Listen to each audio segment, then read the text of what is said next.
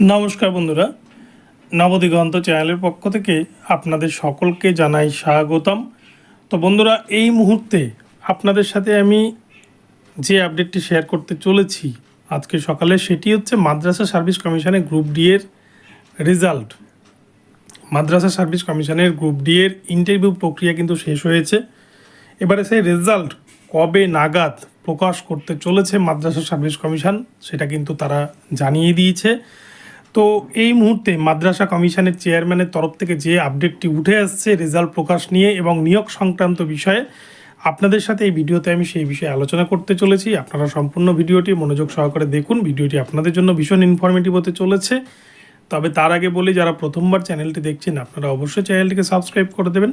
তো চলুন তাহলে আমরা বিস্তারিত আপডেটটি এবারে দেখে নিই। তো দেখুন বন্ধুরা, মাদ্রাসা সার্ভিস কমিশনের যে মামলাটা নিয়ে একটা দ্বন্দ্ব তৈরি হয়েছিল কলকাতা হাইকোর্টে, সেই মামলাটা কিন্তু মিটে গিয়েছে। বিচারপতি অমৃতা সিনহা ম্যাম তিনি কিন্তু মাদ্রাসা সার্ভিস কমিশনের যে দাবি দেওয়া বা তাদের যে বক্তব্য সেটা কিন্তু মেনে নিয়েছেন। কেননা সেখানে যারা মামলাটিকে দাঁড় করিয়েছিল, যারা অপোজিশন ছিল, যারা পিটিশনার ছিল, তারা কিন্তু শেষ মুহূর্তে সেই মামলা থেকে সরে গিয়েছে।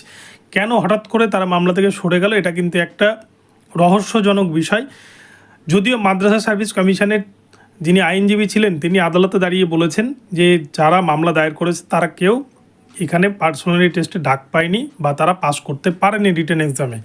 তো রিটেন এক্সামে পাস না করতে পারলে স্বাভাবিকভাবে আরও মানুষের রাগ হবে, তারা বঞ্চনার শিকার হয়ে তারা কিন্তু আদালতে দ্বারস্থ হয়। কিন্তু এই যুক্তিটা যে কিভাবে দিল তারা বুঝতে পারলাম না। তো যাই হোক, তো পিটিশনাররা যেহেতু মামলা থেকে সরে দাঁড়িয়েছে, সেভাবে মামলাটিকে কোনো অপোজ করেনি।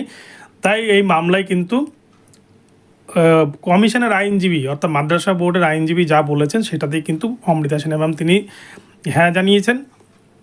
এবং এই নিয়োগপত্র সংক্রান্ত বিষয়ও কিন্তু আদালতে তারা জানিয়ে দিয়েছে। পুজোর পরে এই নিয়োগ তারা কমপ্লিট করতে চলেছে, অর্থাৎ কালী পুজোর পর এই মাদ্রাসা সার্ভিস কমিশনের কিন্তু নিয়োগপত্র তারা হাতে দিতে চলেছেন। যারা পাস করতে চলেছেন বা যারা ইন্টারভিউয়ে পাস করবেন, যে 297 জন যারা চাকরিটি পাবেন, সেই 14 বছরের পোস্ট আজকে 2010 সালের চাকরি 2024 সালে এসে আরও সিট কমে গিয়ে সেখানে 297টা পোস্ট মাত্র পূরণ করতে চলেছে মাদ্রাসা সার্ভিস কমিশন। তো যাই হোক, পশ্চিমবঙ্গে একটা সার্কাস চলছে, এছাড়া কিছুই নয়। যেখানে কিন্তু অন্তত সিট 3000-এর ওপর থাকার কথা ছিল, কিন্তু মাত্র 297টা সিট। তো এক্ষেত্রে মাদ্রাসা বোর্ডের তরফ থেকে নিয়োগপত্র বিষয়ে তো আদালতে জানানো হয়েছে। এবার রেজাল্ট প্রকাশ সম্পর্কে কিন্তু একটি আপডেট উঠে আসছে।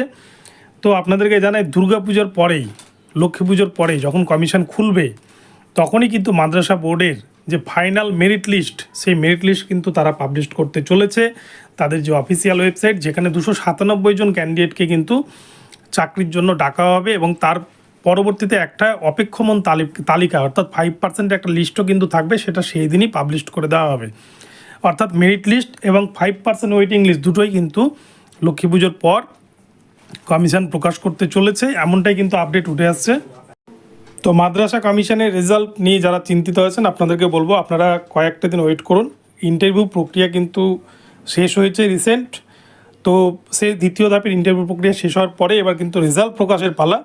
নির্বিঘ্নে ইন্টারভিউ প্রক্রিয়া শেষ হয়েছে, সেক্ষেত্রে কোনো সন্দেহ নেই। এবং শুধু এই রেজাল্ট লক্ষ্মী পুজোর পরে কমিশন ওয়েবসাইটে তারা কিন্তু টাঙিয়ে দেবে এবং তারপরেই শুরু হবে নিয়োগপত্র দেওয়ার তোড়জোড়। এবং সেই নিয়োগপত্র এবং কাউন্সেলিং সেটা কিন্তু মানে স্কুলে কিন্তু জয়েন করতে পারবে কালী পুজোর অর্থাৎ ভাইফোঁটার পরে, যখন স্কুলগুলি খুলবে তখন কিন্তু সমস্ত স্কুল বলা ভুল, মাদ্রাসাগুলিতে কিন্তু নিয়োগপত্র বা নিয়োগ করতে পারবে গ্রুপ ডি এর ক্যান্ডিডেটরা। তো বন্ধুরা, আপডেটটি আপনাদেরকে জানালাম, আশা করি ভালো লেগেছে আপডেটটি। ভালো লাগলে ভিডিওটিকে শেয়ার করবেন এবং চ্যানেলটিকে সাবস্ক্রাইব করে পাশে থাকবেন। ধন্যবাদ।